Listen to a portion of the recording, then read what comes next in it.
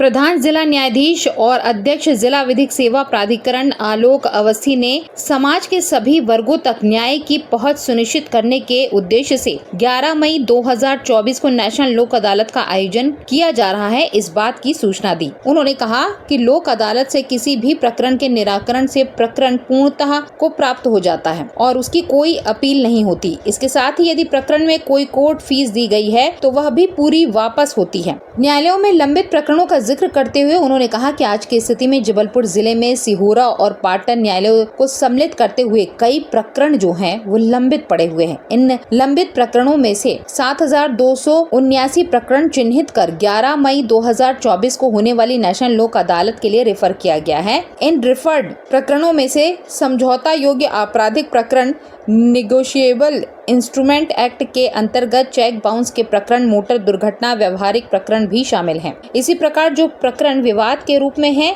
लेकिन अभी न्यायालय तक नहीं पहुंचे हैं, जिन्हें प्रीलिटिगेशन के नाम से जाना जाता है, ऐसे प्रकरण भी चिन्हित कर नेशनल लोक अदालत के लिए रेफर किया गया है, जिसमें बिजली विभाग के अंतर्गत बिजली चोरी के समझौता योग्य प्रकरण है, नगर पालिका के अंतर्गत जल कर और संपत्ति कर प्रकरण है, बैंक और फाइनेंस कंपनी के रिकवरी प्रकरण के साथ ही BSNL के दूरभाष देयक आदि शामिल हैं।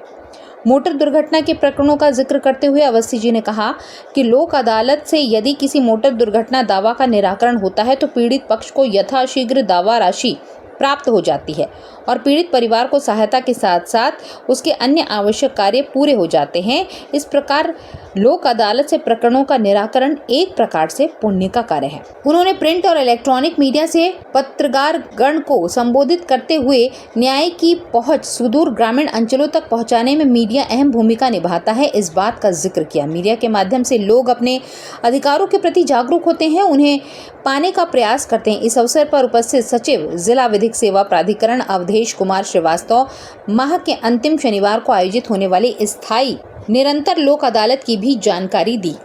आगामी नेशनल लोक अदालत में प्रकरणों के निराकरण के लिए लोगों में जागरूकता लाने के लिए पत्रकार गणों को संबोधित किया। एक नई बात जो हमारे सालसा के मेंबर सेक्रेटरी साहब श्री बिसेन साहब ने कही है वो ये है कि कहीं ना कहीं ये पुण्य का काम भी है। जब कोई मोटर एक्सीडेंट क्लेम केस में हम उसको लोक अदालत के माध्यम से समझौता करवा के जल्दी निराकरण करवाते हैं तो जिसके परिवार के व्यक्ति मरा है, जिसके उत्तराधिकारी जो उसकी विधवा, उसके बच्चे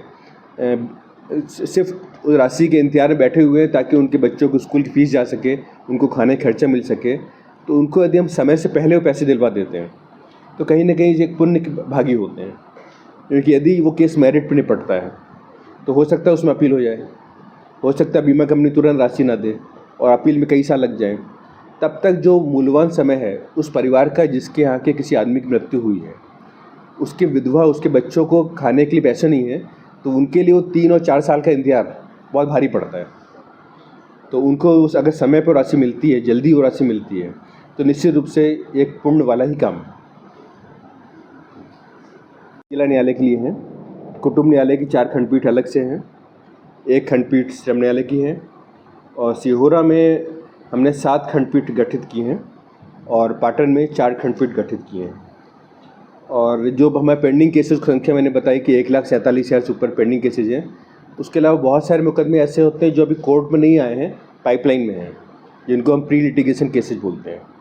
तो ऐसे प्री लिटिगेशन केसेज में भी हमने करीब 27,000 से ऊपर 27,022 केसेज रिफ़र किए हैं प्री लिटिगेशन केसेज में। क्योंकि ये वो चीज़ है, वो प्रकरण है जो इनको समय पर नहीं रोका गया तो न्यायालय में आके वो प्रकरणों की संख्या बढ़ाएंगे। इसका नुकसान ये होता है कि बहुत सारे छोटे छोटे मामले होते हैं जो प्री लिटिगेशन में निपट सकते हैं, लेकिन जब वो रेगुलर कोर्ट में आ जाते हैं तो रेगुलर कोर्ट की पेंडेंसी बढ़ाते हैं, न्यायालय के मूल्यवान समय लेते हैं